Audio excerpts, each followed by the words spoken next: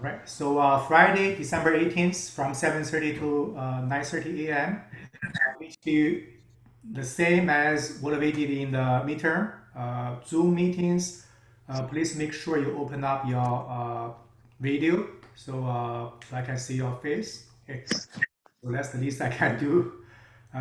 It's gonna be open book. Bring your calculator. We have around 23, 25 questions. We have true and false, multiple choices, short answers, and then a couple of competition questions. Okay, so to prepare for the final exam, do the review of the quiz, the midterm, and the final practice exam, as I uploaded last night. Okay, and also you can review the homework. Uh, because this is open book, bring your lecture notes to the class. Okay, this is gonna be the most important resource for you during the exam. Uh, and then for the textbook, do not focus too much on the textbook. Focus on the lecture notes and assignments. So these are the key points that we're gonna focus on the final exam, which means the exam questions will be picked from these key points. So many of these key points has been discussed when we do the midterm review. Okay, I will quickly go over this. Okay. First one, raw materials used in manufacturing of cement. Remember the keywords LISA, L-I-S-A. Okay, so that's the four major raw materials, oxides. Constituent materials versus compound. Okay, so the compound means, for example, C3A, C2S, and C3S. Okay, constituent materials means the oxide, calcium oxide, silicon oxide, and so on. Okay, don't confuse these two things. Cement chemistries, the chemical equations for hydration. By now you should know what is shorthand. Okay, the shorthand, for example, C means calcium oxide. Hydration process of C3S. Okay, this is very important. Okay, and we have a question in the midterm, and we will have a question in the final exam too. 5 stage of hydration. Okay, why we have the different stages? Why the hydration speed will be different? Because of what? Okay, so make sure you read the handout. We have a handout on hydration. Read that. Different roles of cement component in hydration of strength development. Okay, we have chemical reaction for C3A, C2S, and C3S. Okay, so what's the difference between them? What are the hydration product for these compounds? Okay, and also what's the difference between hydration of C2S and C3S? Morphology of major hydration product. You should know the size, the shape, and the strength of different hydration products, including CSH, calcium hydroxide CH, ethylene guide, monosulfide aluminate, and so on. Okay. The type of voids and air voids in cement and the difference, and their roles in the function of concrete. So that we have gel voids, we have capillary pores, we have entrained air, entrapped air. Okay, so many different type of voids. The function of them in concrete is very different. Okay. Role of gypsum. The function of gypsum is basically to slow down the hydration of C3A. Okay. Without gypsum, C3A will react with water too quick, so the concrete will set in a few minutes. There are some minor function of gypsum, including controlling the shrinkage, but the major function is to slow down the hydration of C3A. The next one, 5 major type of cement. Okay. And why we have these 5 major type of cement and how we do that. Okay, you can focus on the chemical and the physical properties, and how this different type of cement will be applied, in what situation they will be applied. Okay. Next one, major chemical constituent of flash, class C, class F, silica film, and slag. We know this is called mineral mixtures. Okay, so we add mineral mixtures in concrete to replace part of cement. You should know what are chemical, major chemical composition for these materials. Okay, for example, silica film, the majority of that is silica oxide. More than 90% is silica oxide. For slag, we have both silica oxide and also calcium oxide. Okay. So that makes slag has both pozzolanic properties and hydraulic properties. Okay. Major physical properties of cement powder and pozzolanic materials focus on what are the mean size. Okay. We have a question in the midterm. I remember talking about the size of flash and cement particles. Okay. You should know that. This is open book. That's easier for you now. Just remember where you can find this information. Okay. Different pozzolanic materials on fresh and hardened properties. Again, we have two forms. One on fresh properties, one on hardened properties. Okay. Again, in our lecture notes. Okay. Next one, air entraining admixtures. So this is talk about chemical admixtures. Okay. So focus on what they can do, how they can change the performance of concrete, and also focus on how, okay, the mechanism on these admixtures. Okay. So this is what I want you to understand. For example, why superplasticizer can reduce the water requirement or improve the slump of concrete. Okay, we have different functions for superplasticizer, including neutralize the surface charge, okay, and other possible functions. Okay, so focus on that. For accelerator and retarders, we may have different categories within each type.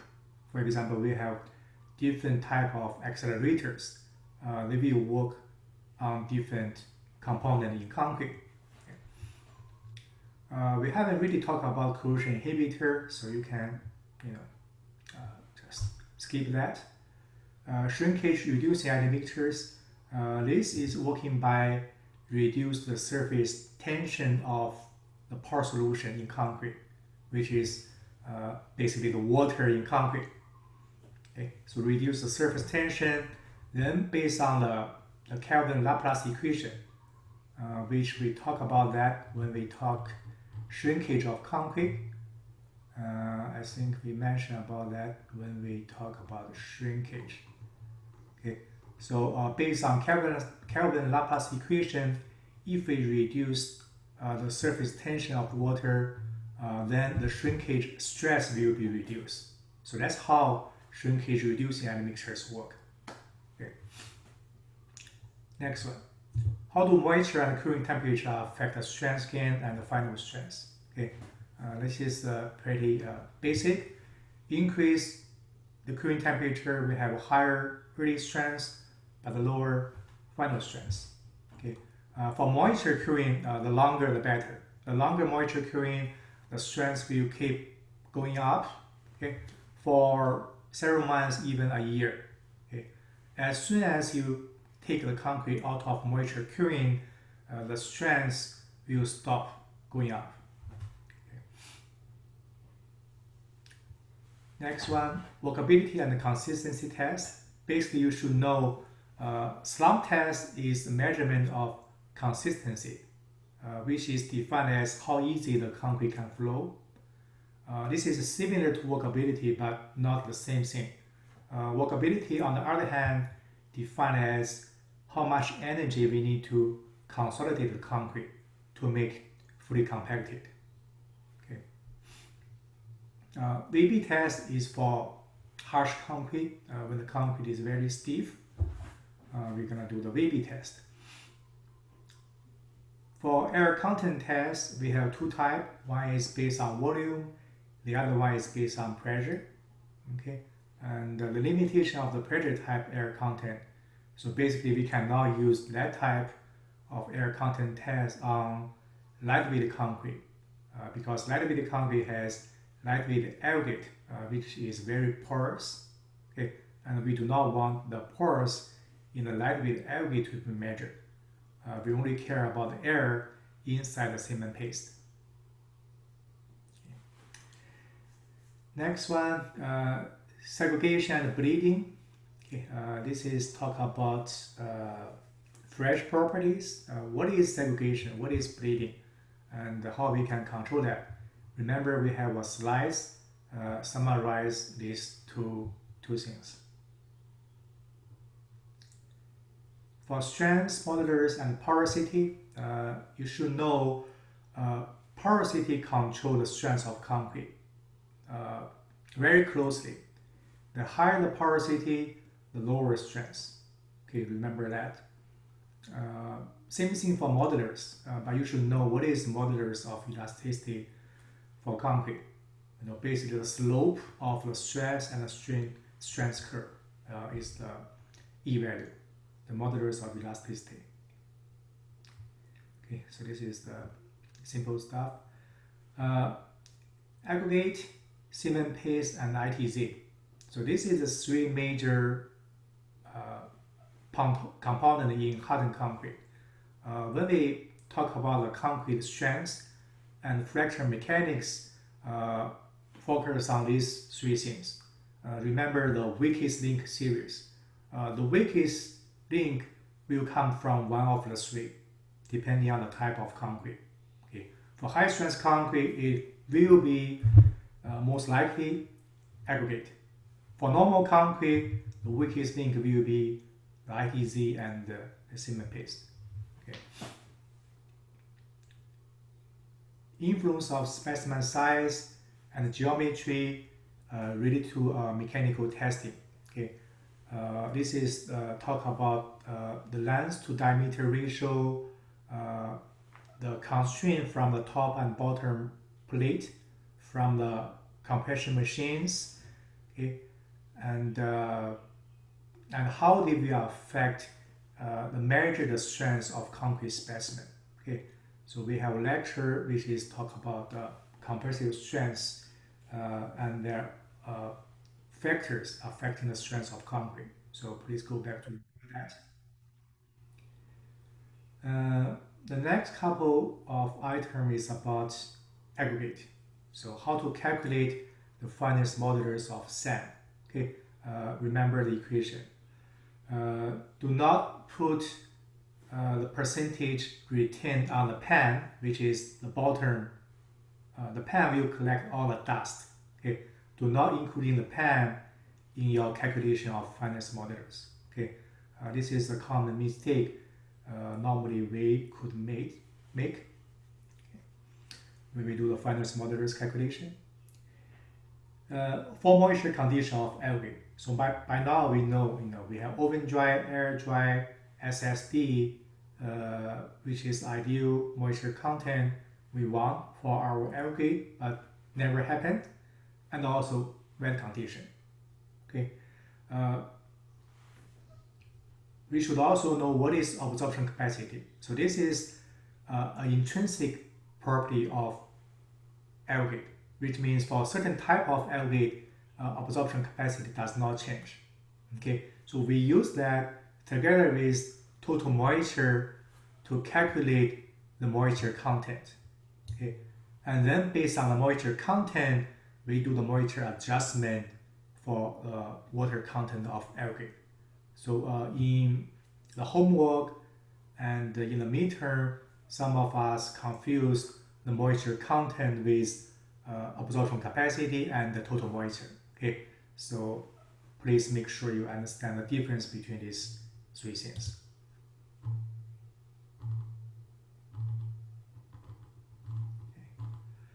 Then mix design process, you will not do the whole mix design process. You pick maybe 1 or 2 steps for the final exam, but we'll have some question on the mix design. This is very basic and also very important. Okay. Next, elastic versus viscous versus viscoelastic properties. For concrete, it has both viscous component and elastic component. Okay, basically means concrete will have time-dependent response depending on the load. Okay, so the faster you apply the load, the response will have a delay. Okay, so how fast you apply the load will affect the response of the materials. But for pure elastic materials, the rate of loading will not have an effect on the deformation of materials. Okay. Strength versus ductility versus toughness and versus E-value. So you should know what's the difference between these 4 things. So, ductility means how much deformation the material can give before failure. Toughness means how much energy the material can absorb before failure.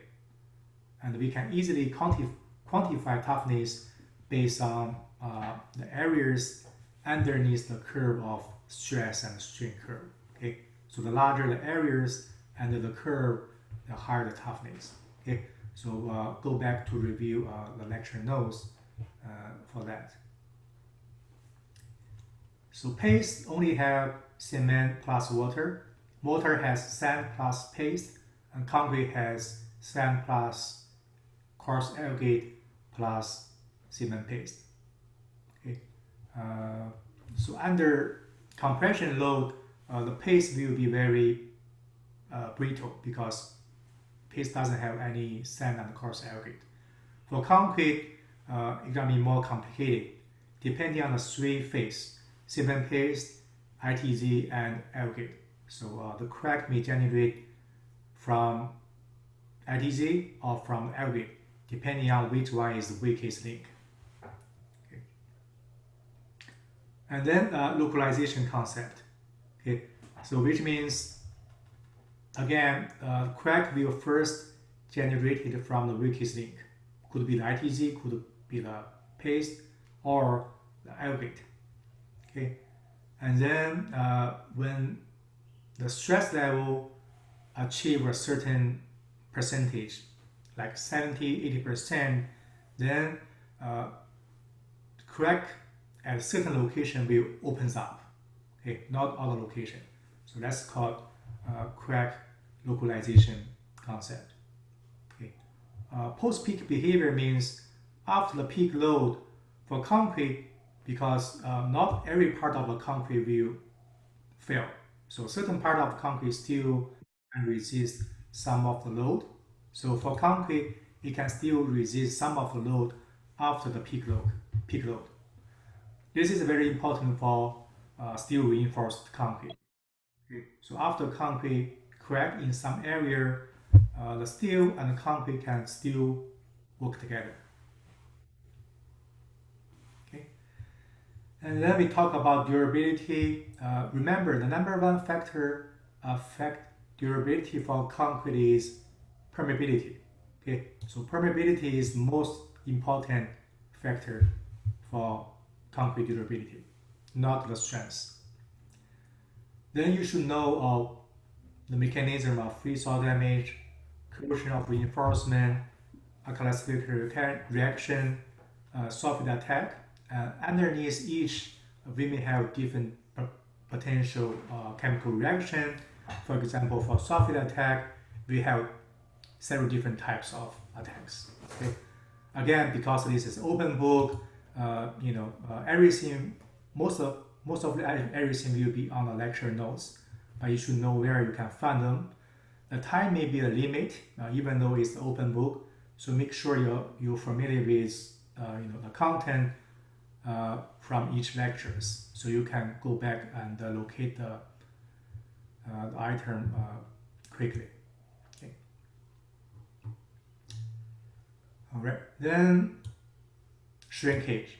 Okay, we have chemical shrinkage, we have drying shrinkage, autogeneous shrinkage, uh, carbonation, among others.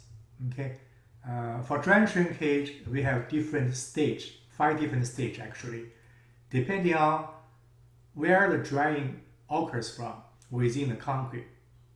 Okay, if the drying coming from the larger pores, then it will have little effect on shrinkage. If the drying coming from the smaller pores, it will have higher shrinkage. The reason for that, again, go back to Kelvin-Laplace equation. The smaller the pore size, we have a parameter in that equation, which is R. R is the diameter of the pores.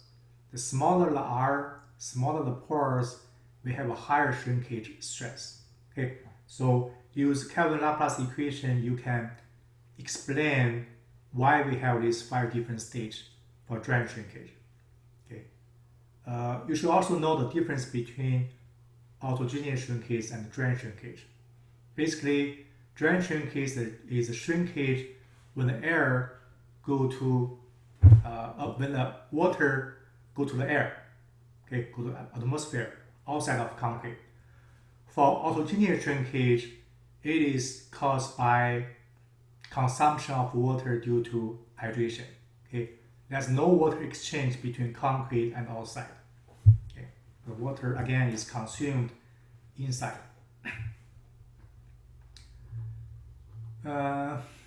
Then creep, relaxation,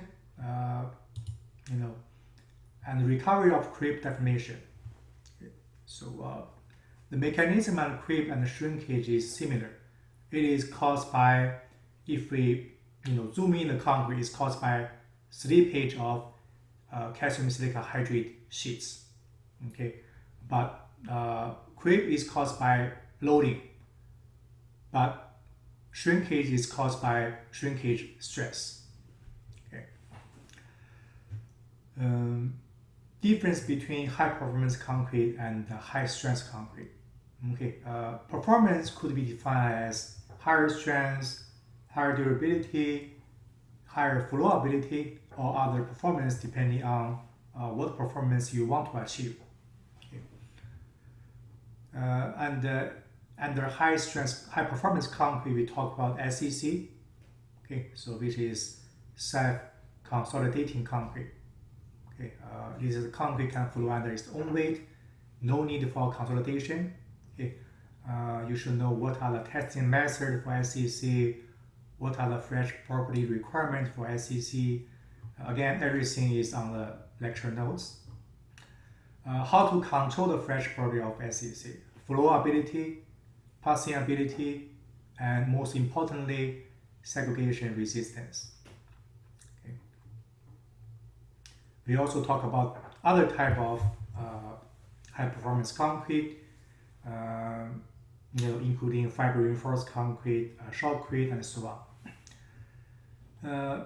Typical NDT and the semi-NDT method. Okay, basically you should know which method measure what properties. Okay, for example, rebound hammer measure the surface hardness of concrete. Okay, and based on the surface hardness, we can get the idea of the strength of concrete. Okay, it does not measure the strength of concrete directly. Okay, and also we talk about ultrasound.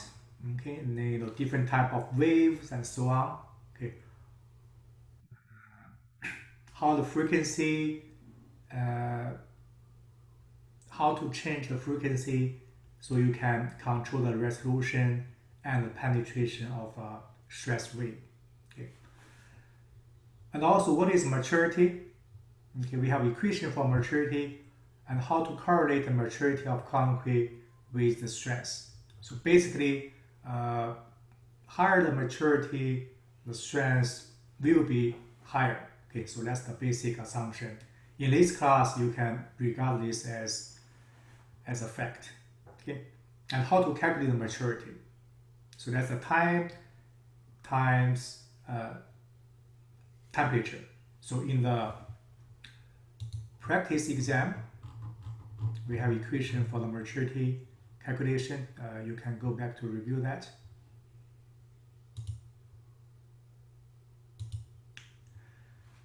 Okay. And next, we have lightweight concrete, shotcrete, polymer concrete. So what are these concrete? What's the difference between this type of concrete compared with normal concrete? Okay, and how we can achieve that properties. Okay, so again, everything will be the lecture notes. Okay, just go back to review that. All right. So that's about concrete and NTT. Then the next 3 lectures we have wood and asphalt. Okay, so the moisture content of wood, how to calculate the moisture content of wood, and what is fiber saturation point. Okay, so below fiber saturation point, the change of moisture content does not really matter. Why is that? Okay, and how to calculate the dimension change. Okay, we have a sample calculation questions in the lecture of wood, so make sure you go back to review that. Then for asphalt, different type of asphalt product. Okay, we have 3 type of asphalt product depending on how we liquefy the asphalt. First of all, why we need to liquefy the asphalt. Okay, and what is emulsification? Okay, so the mechanism of emulsification, we use emulsifier agent to emulsify the asphalt binder, to liquefy the binder before we mix with sand and coarse aggregate. Okay, the mechanism actually is similar to superplasticizer. Okay, then this is very important. How we can select the asphalt binder? We have different grade. Okay, we have a table to summarize the different grade of asphalt binder depending on the high temperature and the low temperature the asphalt can tolerate. Okay, how to select asphalt binder? Again, we have sample calculation questions from the lecture notes. Go back to review that. And then different type of aggregate gradation for asphalt concrete. Asphalt concrete depending on the aggregate to transfer the load, because asphalt, which is different from Portland cement, is a semi-solid. It's not very strong, so you need the sand and the coarse aggregate to connect to each other and transfer the load from the cars, from the traffic. Okay, so this is the major difference between asphalt concrete and Portland cement concrete. As a result, the gradation requirement for asphalt concrete is pretty much different compared with Portland cement concrete. Okay, so review that. Lastly, the density and voice analysis of asphalt concrete. What is ATM, VTM, sorry, VMA and VFA? We have again sample questions. So calculate that. We may have a question coming from this for the final exam. Okay, right. So these are the key points for the final exam. The questions will come in from these key points. Okay. All right. So that's the end for the final review. This is the final lecture for CE375. Thank you for your effort during the difficult time for this semester. Okay. Any questions about the final exam and other things, assignments, questions? All right. So if you have no questions, you can email me. We can set up Zoom meeting. You can even call me about questions for the final exam. I will see you on Friday, December 18th, 7:30.